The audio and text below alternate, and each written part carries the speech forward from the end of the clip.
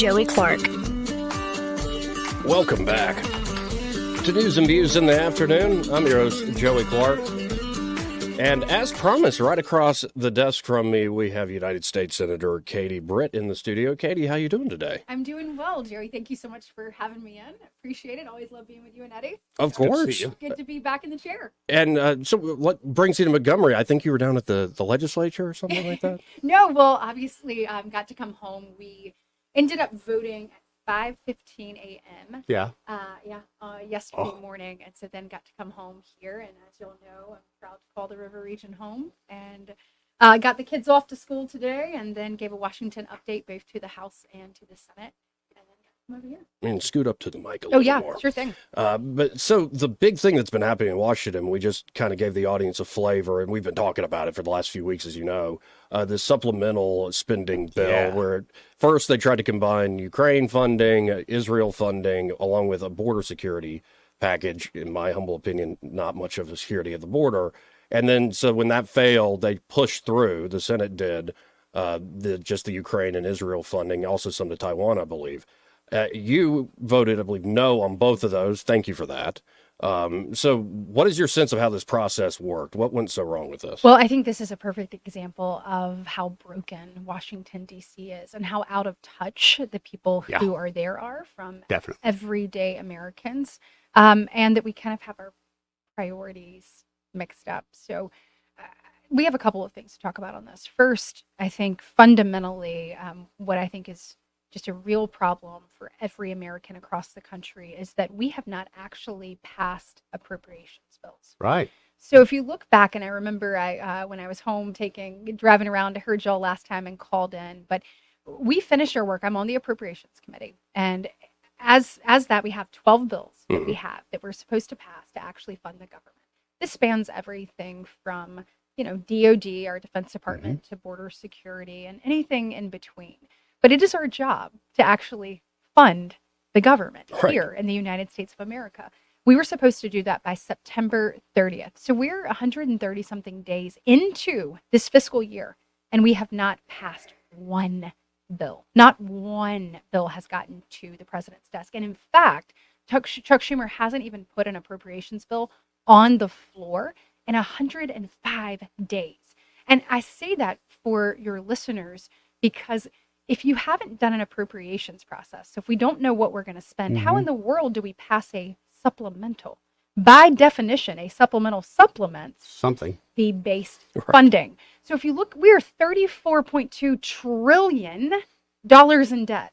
The best thing that we can do is judiciously look at every single dollar and make sure that it is meaningful, it is targeted, and it is spent in the way that it should be. The fact that we haven't done that, and yet we're adding a supplemental, like if we had done that and then we said, where are the holes? Right. What do we need? Well, that's when you supplement. So I've said, it's like icing a cake that hasn't been baked. And I think it is fiscally irresponsible. And I think it continues the insanity that we continue to see from DC, just out of touch reality. Well, why do you think Schumer chose this approach? What's the advantage to him to do it? So I think he doesn't want to put these bills on the floor because he wants an omnibus bill. And I am fully convinced of that, because we've done, in the last time that an appropriations bill was on the floor to now, we've done about 45 presidential nominations, but we have done not one bill to serve the people of America. And you deserve this, because think about this.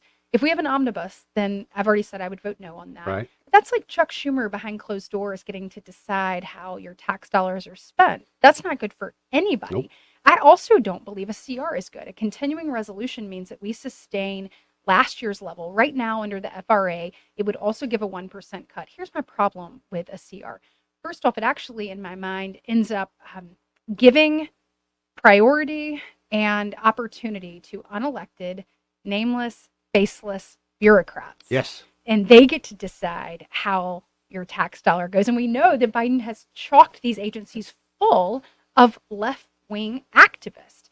And so I think we are better off actually doing our job in front of the American people and judiciously deciding how this money should be spent. So I think that's what he wants. I think he's holding that because he wants an omnibus bill.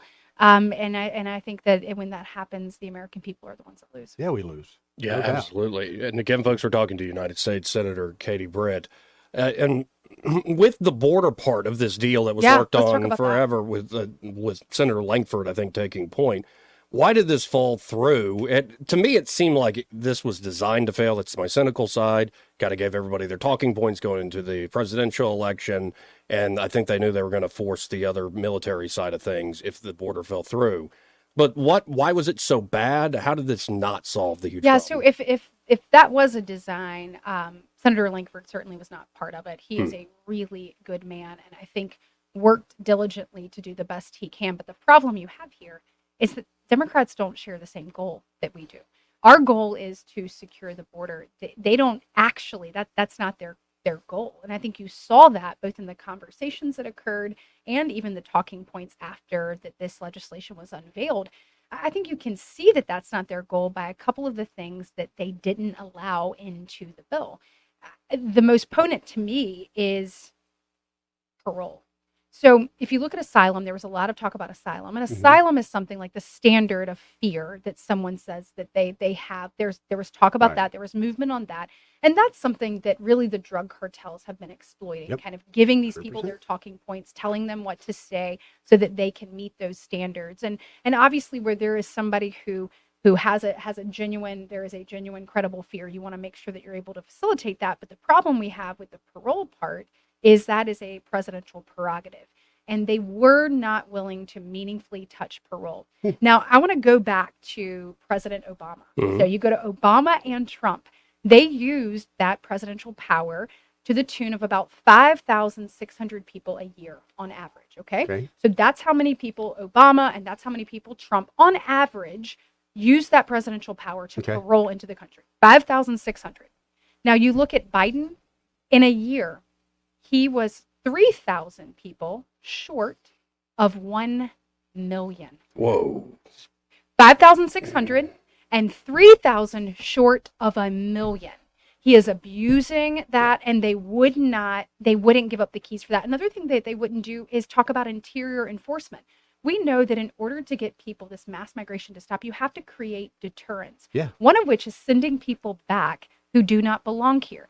I'll give you an example. We have about 6.3 million people that are on what we call the non-detained docket on ICE. And our officers, we only have 6,000 officers. So you would be adding more officers if you really wanted them to track these individuals. They would not add more officers. But the ICE officers are diligently doing that. Well, there is 1.3 million of those that have been given their due process. Okay. So I think let's talk about that, because maybe we people have different opinions about but 1.3 million have been given due process, and they have been given their final orders of removal from this nation.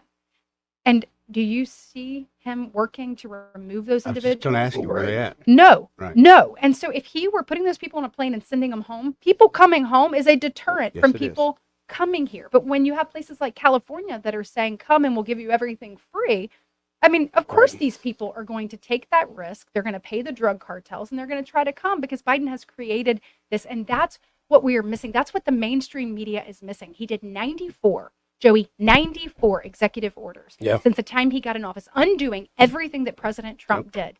And then he has refused to call this a crisis for over 3 years. And now all of a sudden, we're supposed to believe he wants to do something about a crisis he created. It's ridiculous. It is. And I think you saw that play out over the last couple of weeks. Well, and I remember back, it was an interview with little George Stephanopoulos with Biden. And it was right after the disastrous pullout from Afghanistan. And Stephanopoulos said, wait, you're saying the chaos was priced into your decision here, any potential chaos? And Biden said, yeah, it was priced in. And I remember thinking, well, that's a line for a president. The chaos is priced in.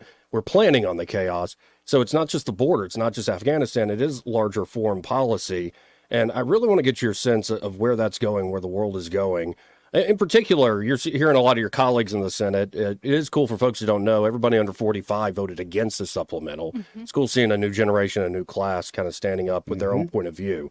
But where do you think the war in Ukraine is going? You probably have more information than us sitting in this humble perch in Montgomery. What's your sense of that war and what Russia's doing? Yeah, so let's take the first part. Remember when I sat in this chair and I said, when I was on the campaign trail, and I said, it is time for the next generation to step up and to let our voice be heard, in every room across America, but particularly this one when it comes to making decisions, because we are we're looking at it from a different perspective.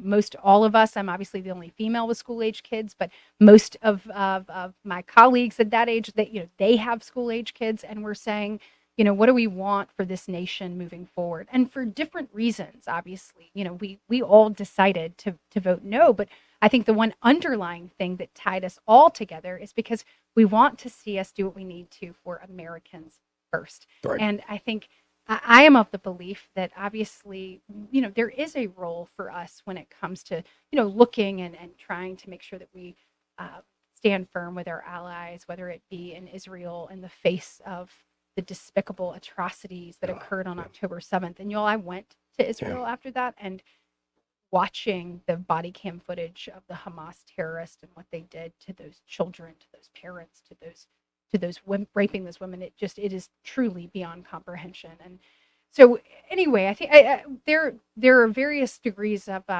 views on that. But when it comes to Ukraine, I am of the belief that stopping Putin dead in his tracks is what is best for everyone.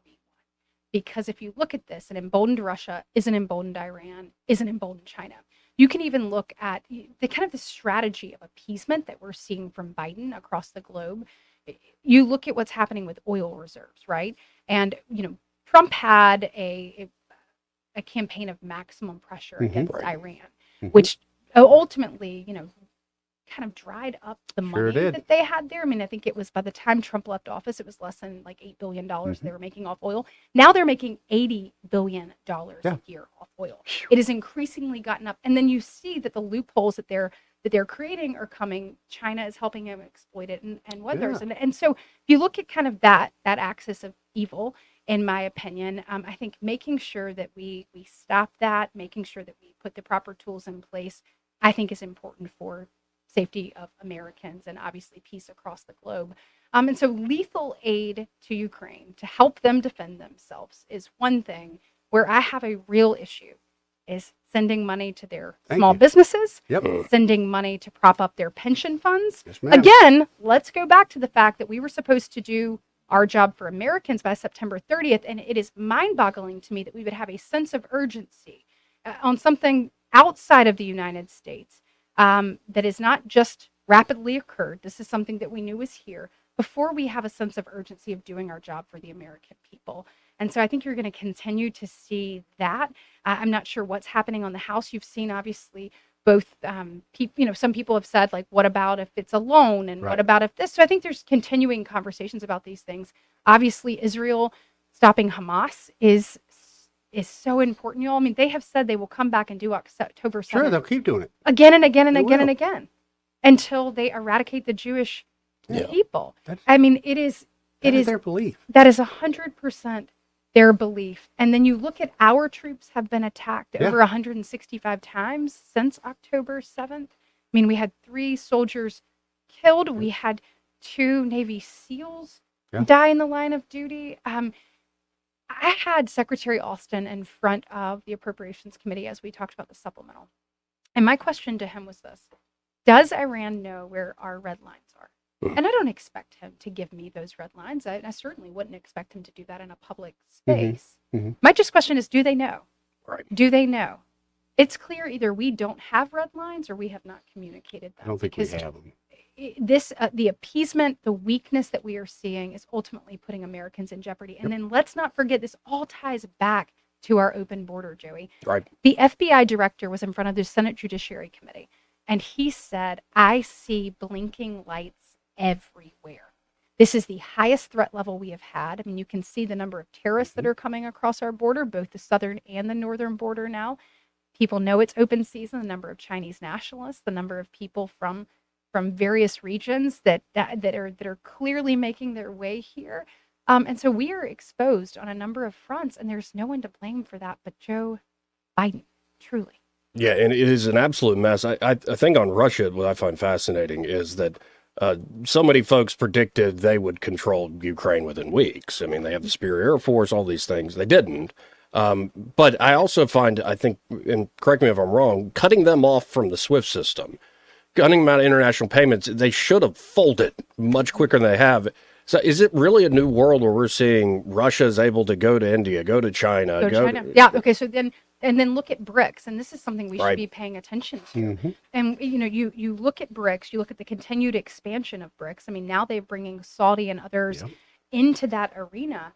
That's not good for any of us. When you're trying to change, obviously the standard, which the dollar and it being used, and you see these people working together, I don't think we're being vigilant enough. I've actually asked questions both in a number of hearings to say, what are we doing about this? And I think too, and I may have mentioned this to you, I'm not sure, but in my first year, I went and had an opportunity to meet with a number of leaders across the globe, and several actually in the Middle East. And it was very clear that the globe does not respect America in the way that they used to. And Correct. And every one of them mentioned the way we left Afghanistan. Every single one of them said the way you left Afghanistan.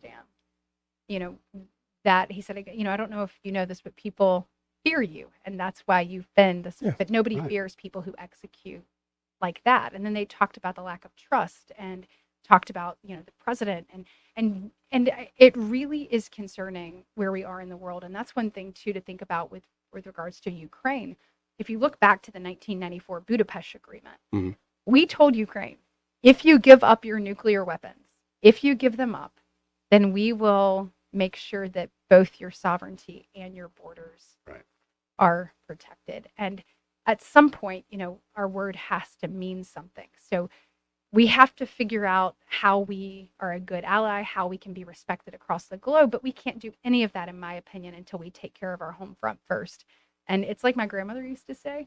She would say, "Oh, sweetheart, you better sweep off your own front porch before you go try to sweep off someone else's." Oh yeah, I keep saying we need to get our own house in order. And that is the problem. And to continue to see the liberal left prioritize others' needs before securing our border. And think about fentanyl. I mean, Jerry, Right. that is killing people in every corner of this country.